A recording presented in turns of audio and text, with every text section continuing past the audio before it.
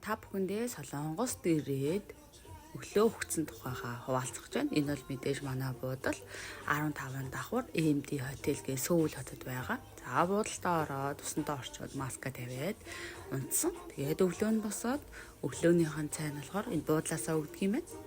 За тэгээд өглөөний цайнд нь бол маш олон сонголттой байсан. За түүнээсээ яваад кофегоо уугаад за тэгээд одоо болохоор би болохоор 6 давхарт байгаа буудлынхан. Тэгэхээр манай өөрөө ерөнхийдөө бол орж ирэнгүүд ингээ нэг толтой. Тэгээд буудлынхан цонхон ингээд таазнасаа одоо доотлол шал хүртэл байд юм байна. За одоо өнөөдөр болохоор бид нар Сөүл хотоор аялнаа. Тэгэхээр өнөөдөр аялын тэмдэглэл та бүхэнтэйгээ хуваалцнаа.